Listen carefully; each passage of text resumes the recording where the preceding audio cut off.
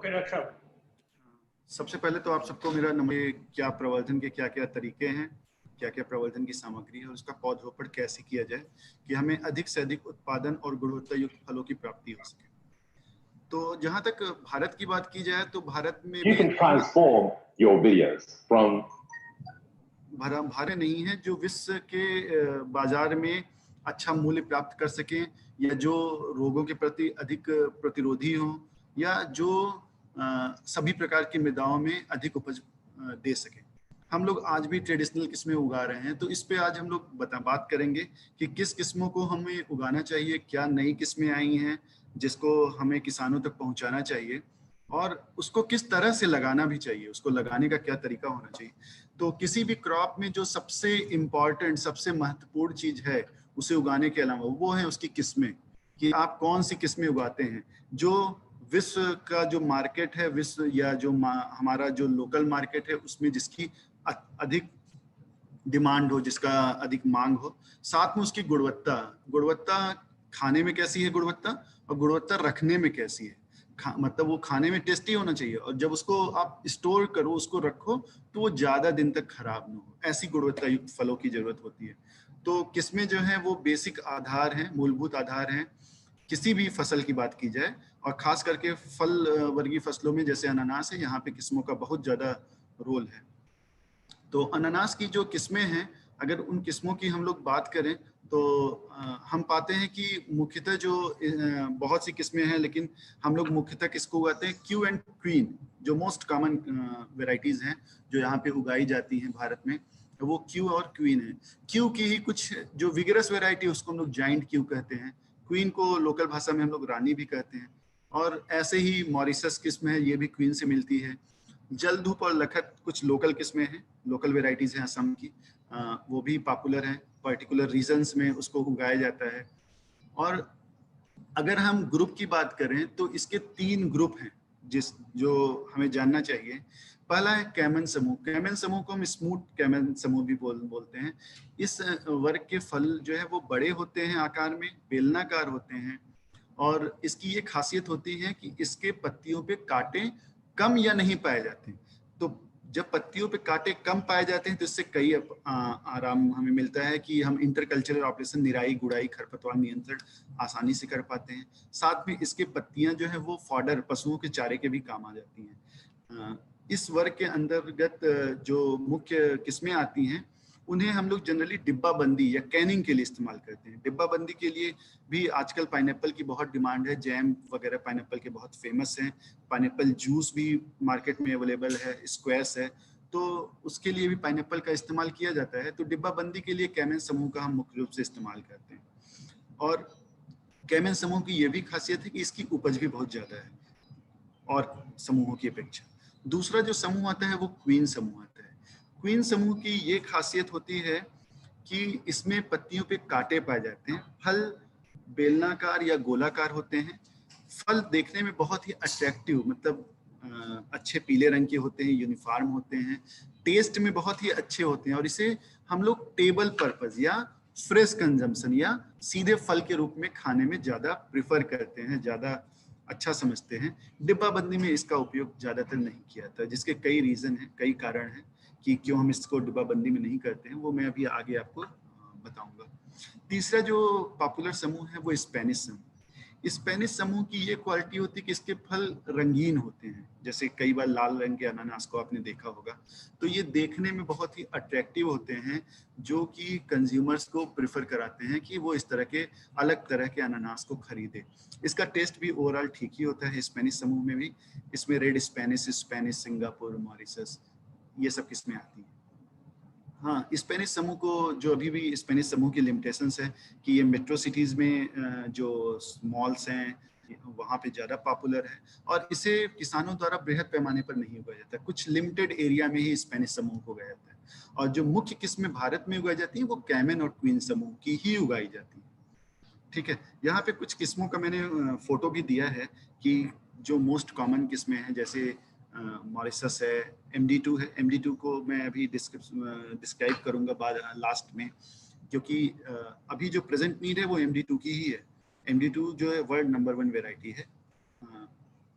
फिर उसके बाद है क्यू और अमृता।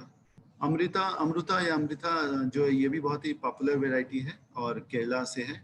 और क्यू एंड क्वीन जो है वो बिहार में व्यापक पैमाने पर उगाई जाती है, जिसमें क्यू जो है वो ज़्यादा प्रीफर किया जाता है किसानों के द्वारा और कंज्यूमर्स के द्वारा, जो उपभोक्ता हैं उनके द्वारा। तो जहाँ तक किस्मों की गुणवत्ता की बात है, उसके क्या कैरेक्टर होने चाहिए उसकी बात है, तो पहले हम बात करेंगे जायंट क्यू या क्यू। इसमें जायंट क्यू में क्या है कि इसकी पत्तियां जो है वो लंबी होती हैं, चिकनी होती हैं, उस पर कांटे नहीं पाए जाते हैं पत्तियों पे। फल जो है वो थोड़े बहुत दांतेदार होते हैं, 2 से 3 किलोग्राम भार तक ये होते हैं। और इसकी जो खासियत है कि इसमें एसिड बहुत ज़्यादा नहीं है।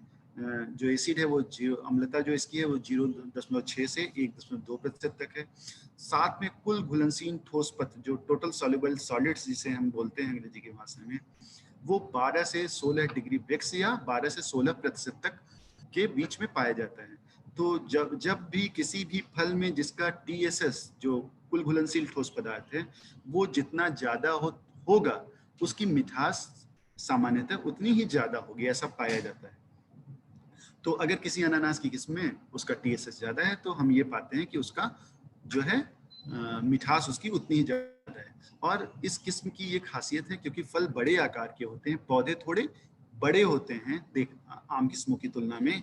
तो इसमें क्या है कि इसका प्लांट का जो वो टाइम है वो ज़्यादा टाइम लेता है दूसरी किस्मों से, और ये देर से परिपक्व होती है।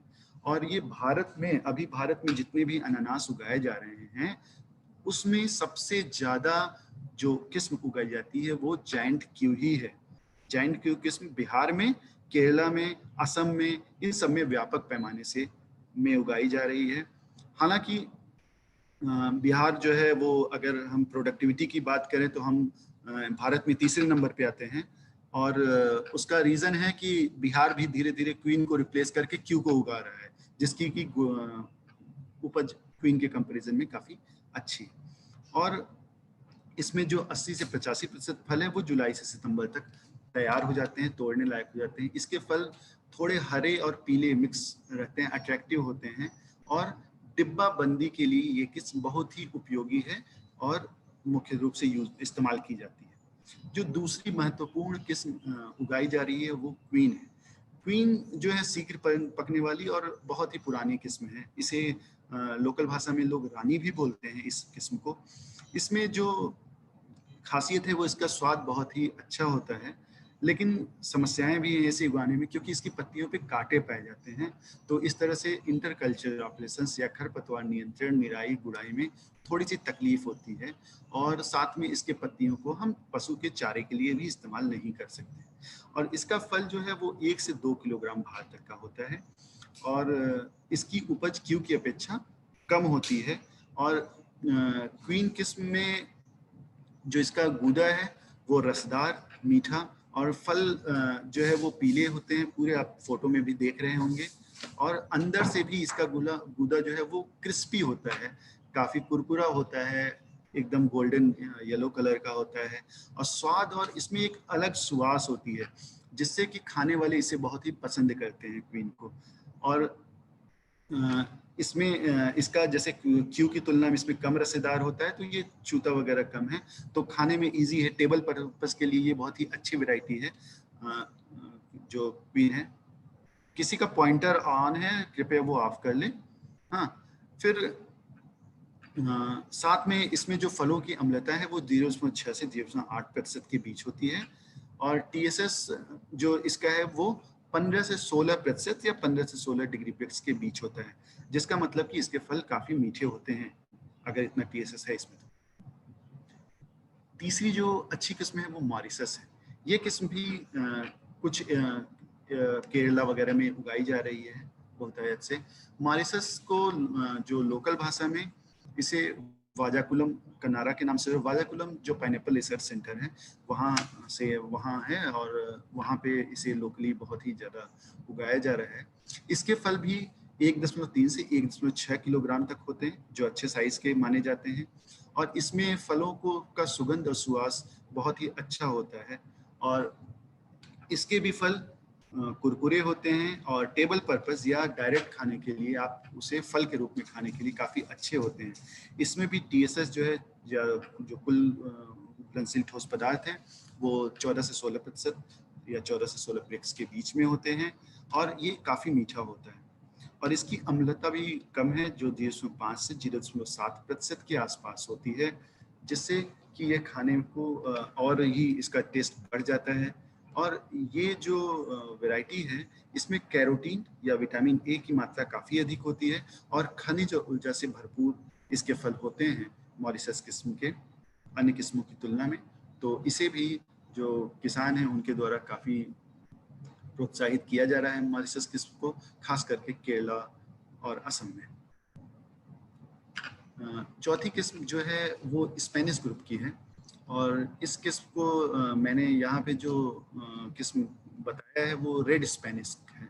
रेड स्पेनिश किस्म की खासियत यह है कि इसके फल का जो छिलका है, जो बाहरी आवरण है वो लाल रंग का होता है और लाल और हल्का नारंगीपन लिए, तो ये बहुत ही अट्रैक्ट करता है, जो खरीदने वाला है उसे बहुत ही अट्रैक्ट करता है इसके फल, और इसके फल खाने में भी काफ़ी अच्छे होते हैं। और जहाँ तक फलों की आकार की बात है तो ये क्यू और क्वीन के मध्य में होता है, ना ही बहुत छोटे होते हैं ना ही बहुत बड़े होते हैं, मध्यम आकार के फल होते हैं। और इसका गूदा जो है वो अंदर से हल्का पीला होता है और इसमें रेशेदार होते हैं, लेकिन इसमें जो अम्ल है वो कम मात्रा में वो भी होता है और ये काफ़ी टेस्टी किस्म है। और इस किस्म में जो रोग और कीड़ों के प्रति भी सहिष्णुता पाई जाती है, जो कि एक अच्छी बात है अनानास उत्पादन करने वाले लोगों के लिए। और इस किस्म को काफ़ी ज़्यादा पसंद किया जा रहा है, खास करके जो मेट्रो सिटीज़ हैं, जो बड़े शहर हैं उनके द्वारा।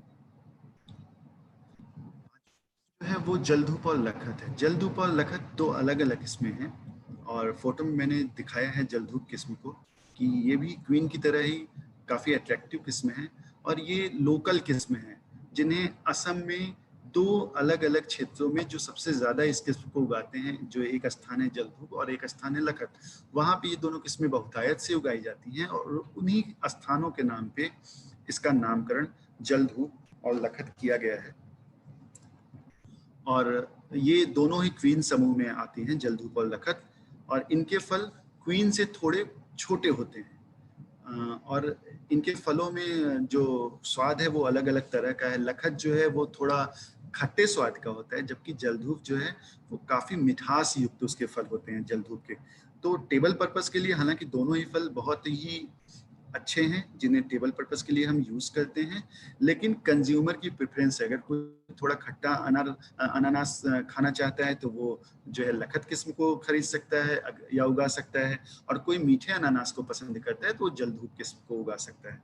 दोनों किस्म खेती के साथ जो है व्यापक पैमाने में असम में किया जा रहा है इस टाइम, और ये टेबल के साथ साथ प्रसंस्करण के उद्देश्य से भी इसे उगाया जा सकता है, इन दोनों किस्मों को। अगली किस्म जो है वो अमृता है। अमृता भी केरला एग्रीकल्चर यूनिवर्सिटी की ही किस्म है और यह जो है एक हाइब्रिड किस्म है, संकर किस्म है, जिसे कि क्यू और रिप्ले क्वीन किस्मों के संयोजन से बनाया गया है, दोनों की क्रॉसिंग से बनाया गया है। और इसमें जो क्वीन का कैरेक्टर आया है, रिप्ले क्वीन का, कि इसकी पत्तियां कांटेदार होती हैं, और जो क्यू का कैरेक्टर इसमें आया है वो ये है कि इसके फल बड़े होते हैं क्वीन से। तो दोनों ही वैरायटी किस्मों के इसमें फलों में गुणवत्ता पाई जाती है। तो पत्तियां जो है क्वीन की तरह हैं, फल जो है वो क्यू की तरह है, और ये 13 से 15 महीने के बीच ही तैयार हो जाते हैं। और फल बहुत ही अट्रैक्टिव पूर्ण रूप से पीले होते हैं देखने से बाहर, और इसमें एक अच्छी सुगंध पाई जाती है। और खास बात यह भी है कि इसका फल कुरकुरा होने के साथ गैर रेशेदार होता है, रेशेदार नहीं होता, जिसे आप टेबल पर्पस के लिए यूज कर सकते हैं। साथ में इसे प्रसंस्करण के लिए भी इस्तेमाल किया जा सकता है। और इसमें जो कुल घुलनशील तत्व हैं वो काफी मात्रा में पाए जाते हैं, और इसमें अम्लता कम पाई जाती है, जो कि फलों के स्वाद को और ही बढ़ा देती है। फिर हम जो सबसे लास्ट किस्म मैं आप लोगों को बताना चाह रहा हूँ वो है MD2।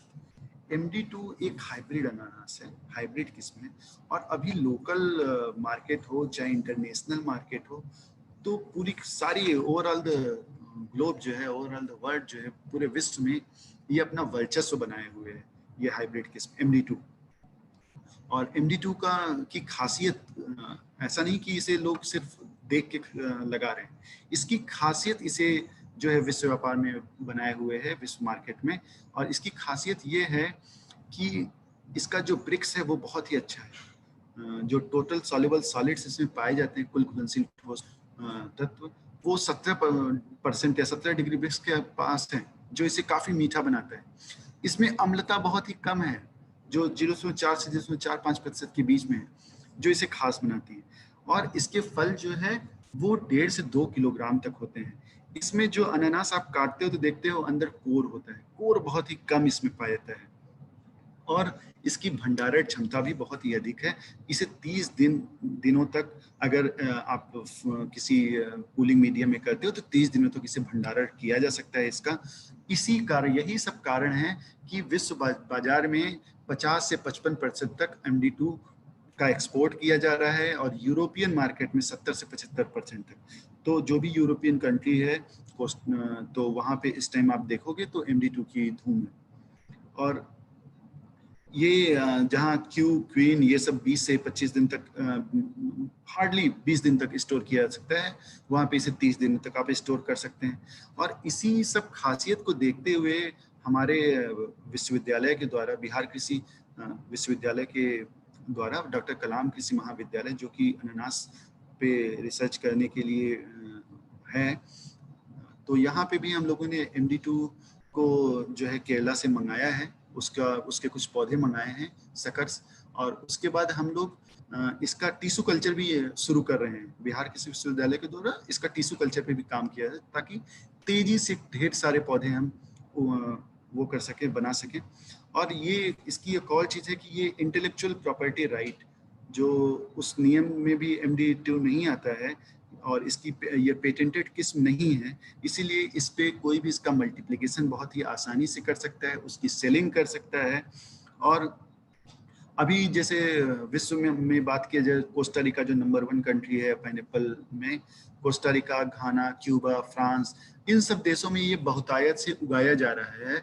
और अब हम लोग भारत में भी MD2 को बढ़ावा दे रहे हैं, ताकि हमारे किसान जो ऑलरेडी बहुत ही पुरानी किस्में हैं उसको छोड़कर MD2 को उगाए, जिससे कि अनानास में हम भी कुछ और आगे बढ़ सके। ऑलरेडी हम अच्छी स्थिति में हैं, लेकिन हम और अच्छे हो सके, उसमें हम अपनी प्रोडक्टिविटी को और बढ़ा सकें। इसके अलावा अनानास सिर्फ खाने में ही इस्तेमाल नहीं किया जाता, इसके और भी कई गुण हैं। सजावट में भी अनानास का उपयोग किया जाता है, और इसकी कुछ ऑर्नामेंटल किस्में हैं जो उगाई जाती हैं। और बेबी अनानास भी है, जो बहुत ही छोटे आकार के होते हैं, इन्हें भी सजावट के रूप में ही इस्तेमाल किया जाता है।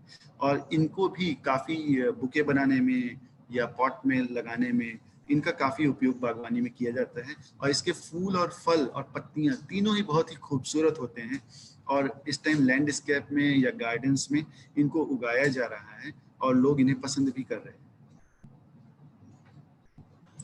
भारत में जो मुख्य किस्में हैं उनसे हम उनमें आपस में कंपैरिजन करें कि कौन सी किस्में अच्छी हैं और किस मामले में अच्छी हैं और किसके क्या कैरेक्टर हैं, तो भारत में मैंने बताया कि क्यू एंड क्वीन किस्में जो है वो मुख्य किस्में हैं जो भारत में उगाई जा रही हैं।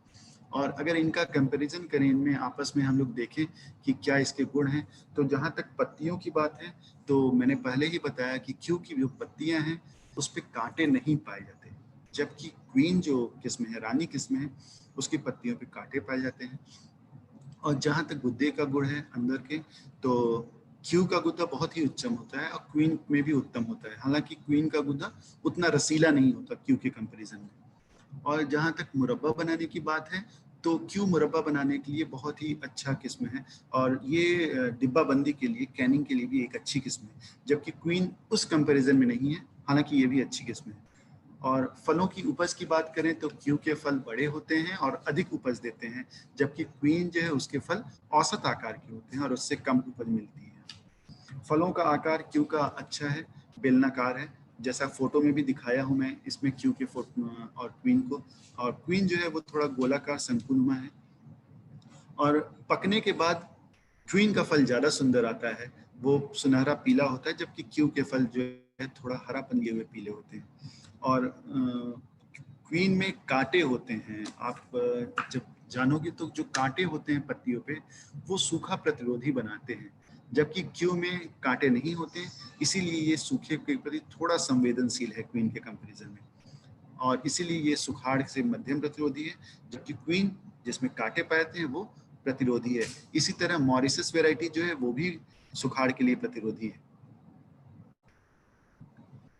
अनानास में प्रवर्धन की बात की जाए तो इसका जो प्रवर्धन किया जाता है वो कई तरीके हैं, कई भाग हैं जिससे इसका प्रवर्धन किया जाता है। लेकिन मैं बताऊं कि प्रवर्धन मुख्य रूप से किसी भी फसल में दो तरह से होते हैं, लैंगिक और अलैंगिक। जहां भी आप उसके किसी ब्रांच को लेते हो, पत्तियों को लेते हो, तो उसे अलैंगिक प्रवर्धन कहोगे। और जो फूलों के माध्यम से होता है, परागण के पश्चात, निषेचन के पश्चात बीज बनता है, उसे हम लैंगिक।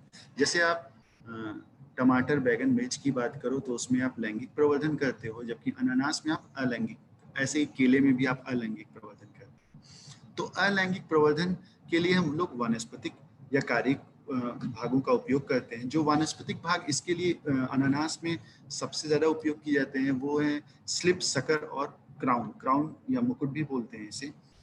और अभी इसके अतिरिक्त हम लोग माइक्रो प्रोपेगेशन या टिश्यू कल्चर के द्वारा भी अनानास का उत्पादन उत्तक संवर्धन से कर रहे हैं। और ये टिश्यू कल्चर की ये खासियत होती है कि बहुत ही कम समय में बहुत ही ज्यादा एक जैसे पौधे आप उत्पादित कर सकते हो। इसके लिए हम लोग लैब में इसका जो प्रोडक्शन करते हैं वो लैब में करते हैं। और अब मैं आपको बताने वाला हूँ कि किस भाग को क्या कहते हैं। तो ये फोटो के माध्यम से मैं बता रहा हूँ कि फल के ऊपर सबसे पहले जो फल होता है अनानास का, उसके ऊपर जो पत्तियों की तरह जो मुकुट की तरह होता है, ताज की तरह, उसे हम क्राउन बोलते हैं। इससे भी प्रोपेगेशन करते हैं हम लोग क्राउन से। लेकिन क्राउन में ये है कि ये बहुत ही ज्यादा टाइम, 15 से 18 महीने फल आने में लगते हैं। फलों की साइज उतनी अच्छी नहीं रहती, इसीलिए हम लोग क्राउन का उपयोग सामान्यतः नहीं करते हैं प्रसारण के लिए। दूसरा होता है भाग स्लिप्स। आप देख रहे होंगे यहाँ पे ये स्लिप्स। तो स्लिप्स की ये खासियत होती है कि इसमें जो फल है वो लगभग, और तीसरी चीज है सकर्स। सकर्स या अंतर्भूस्तारे जो जमीन के अंदर से बगल से आप उसमें निकल रहा है, उसको हम सकर बोलते हैं।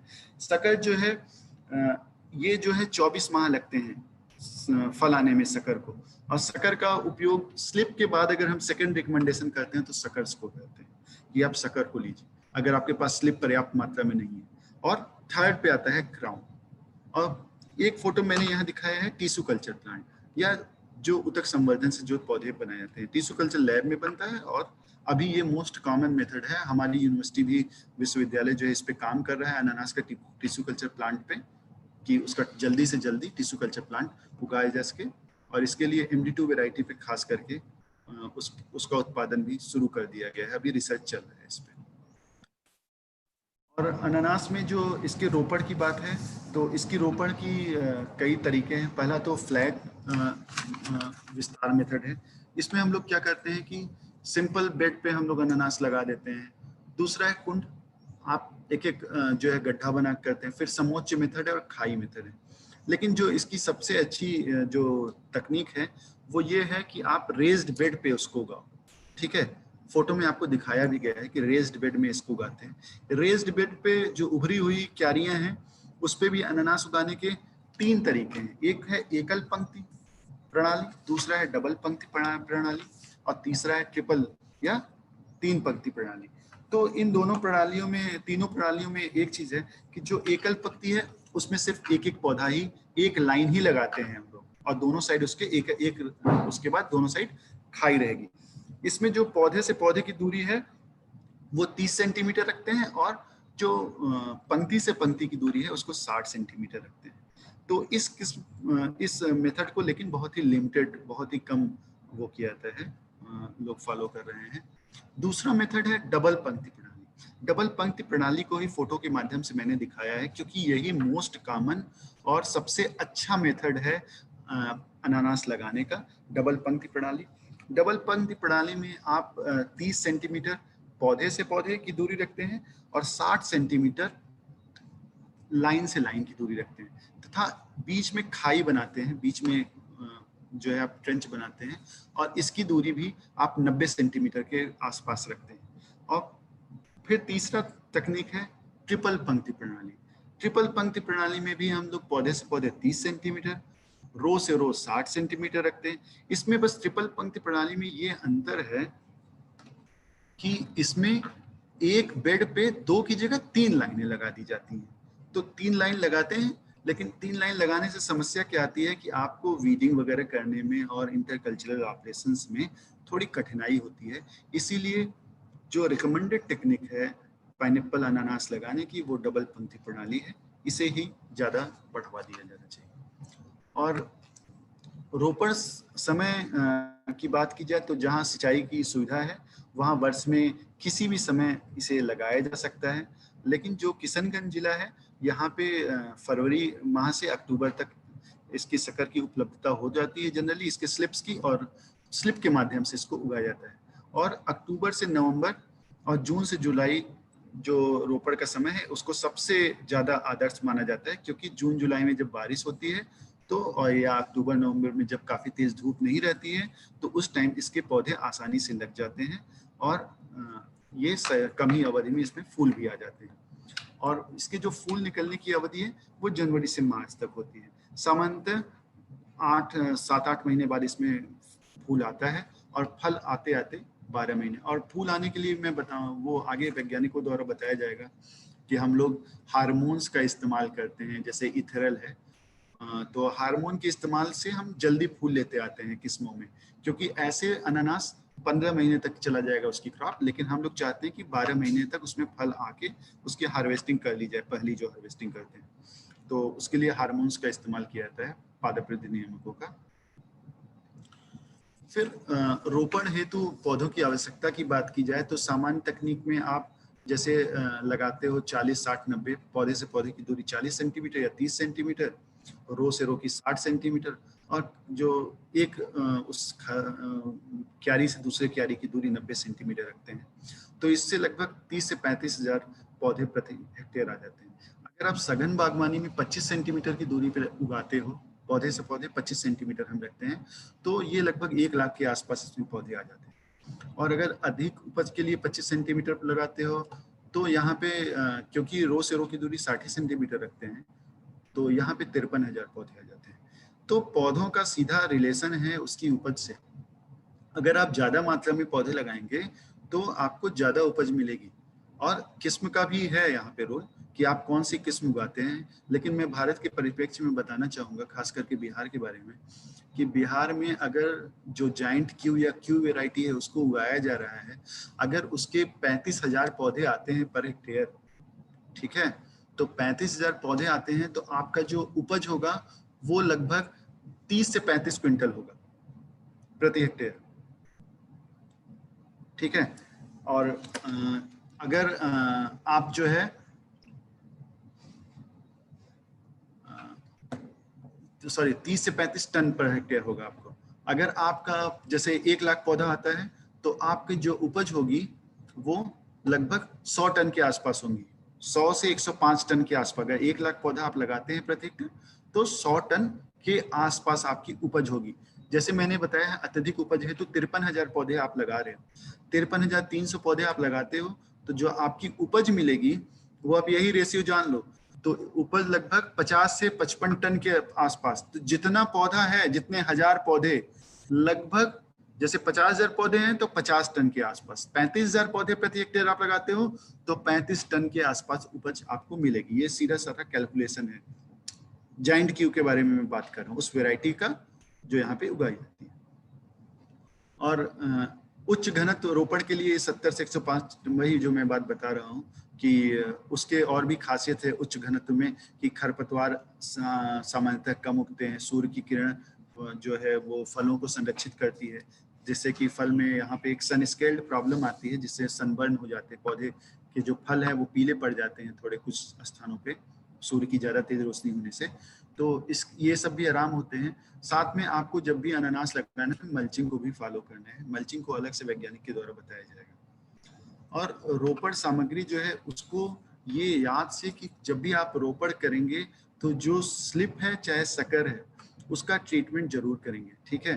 तो रोपड़ के पहले स्लिप या सर्कर को सेरेसन घोल में 4 ग्राम 1 लीटर पानी में या 0.2% डाइथेन M45 या कार्बेंडाजिम नामक फफूंदनाशी से या मोनोक्रोटोफास जो इंसेक्टिसाइड है इसमें कार्बेंडाजिम या मैंकोजेब आप ले लोगे, ठीक है, 0.1%, और इंसेक्टिसाइड मोनोक्रोटोफास 0.15% जो है लेके इसका घोल बनाओगे और उसके बाद इसमें उसके जो स्लिप्स हैं उसको डिप करके उसके बाद इसकी प्लांटिंग करो। प्लांटिंग जो करेंगे वो डबल रो सिस्टम से ही हम करेंगे, ठीक है। और कोशिश करेंगे पौधे से पौधे की दूरी 60 सेंटीमीटर के अराउंड हो, रो से रो की दूरी भी 60 सेंटीमीटर हो दोनों, और जो स्लिप को लगाएंगे वो 10 सेंटीमीटर गहरे छेदों में उसकी रोपाई करेंगे। और याद रखेंगे कि जब रोपाई के बाद चारों तरफ से मिट्टी से अच्छे से उसको दबा देंगे और उसकी जो ऊपर पत्तियां हैं उस पर मिट्टी नहीं होनी चाहिए, अन्यथा वो उसको बढ़ने में बाधा करेगा।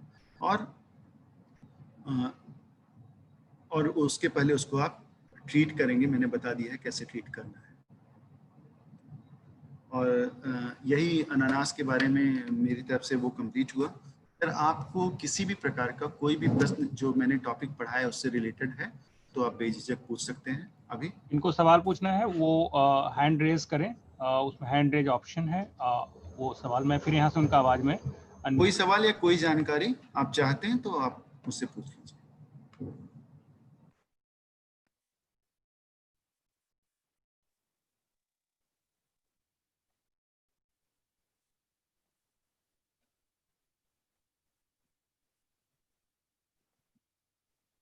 मनोज जी आपका कोई सवाल? हाँ, वेराइटी का जो स्लाइड है एक बार दोबारा दिखा दीजिए। स्लाइड दोबारा दिखाना है, एक मिनट मुझे फिर से स्क्रीन शेयर करना पड़ेगा।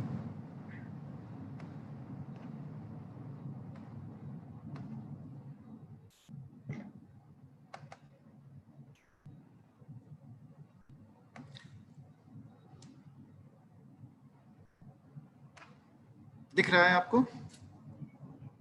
हेलो, नहीं, पीपीटी नहीं अभी शेयर हुआ है, पीपीटी जरा दोबारा शेयर कर। तो किया हूं मैं, फिर से शेयर कर दिया जाए? आपने अभी नहीं आया। पीपीटी नहीं, आपका फोल्डर दिख रहा है तो पीपीटी जस्ट अगेन। हाँ ये ठीक है।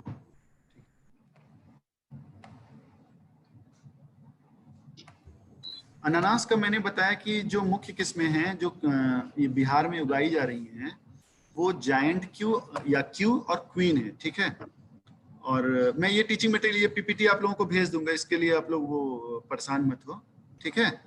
तो क्यू और क्वीन बहुत ही ज्यादा उगाया जा रहा है यहाँ पे, जिसमें क्यू जो है वो ज्यादा कॉमन है, किसानों के द्वारा ज्यादा उगाया जा रहा है, जिसका सीधा मतलब है कि इसकी उपज ज्यादा है, इसकी पत्तियां पशुओं के चारे के रूप में इस्तेमाल की जा रही हैं और ये खाने में भी ज्यादा टेस्टी है, और इसको प्रसंस्करण के लिए भी जो डिब्बा बंदी है उसके लिए भी इसका उपयोग ज्यादा अच्छा रहता है क्यू का, ठीक है। लेकिन अभी हम लोग ये कोशिश कर रहे हैं कि क्यू जो ऑलरेडी लीडिंग वैरायटी है बिहार की उसको हम लोग रिप्लेस करना चाहते हैं MD2 से, क्योंकि MD2 वर्ल्ड की सबसे अच्छी अभी तक पाइनएप्पल की वैरायटी मानी जा रही है, जिसकी उपज क्षमता, भंडारण क्षमता सब कुछ क्यू से ज्यादा अच्छी है। जी जी डॉक्टर, नेक्स्ट स्लाइड सर। हाँ नेक्स्ट स्लाइड। जी जी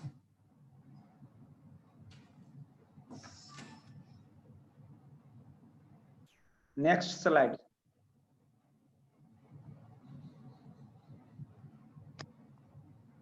नेक्स्ट आप लोग स्लाइड। चाहे तो स्क्रीनशॉट ले सकते हैं। नहीं, मैं वही ले रहा हूं मटेरियल दे सर। दूंगा Next slide। ईश्वर जी, जी मुझे मटेरियल शेयर करने में कोई दिक्कत नहीं है, मैं मटेरियल आप लोगों को शेयर कर दूंगा, ठीक है। हाँ जरूर। Next slide sir. एक और डॉक्टर साहब सवाल आ रहा है सोशल मीडिया पे, चूंकि ये लाइव किया है हमने तो जी, बिल्कुल। वहाँ से भी कुछ सवाल आ रहे हैं।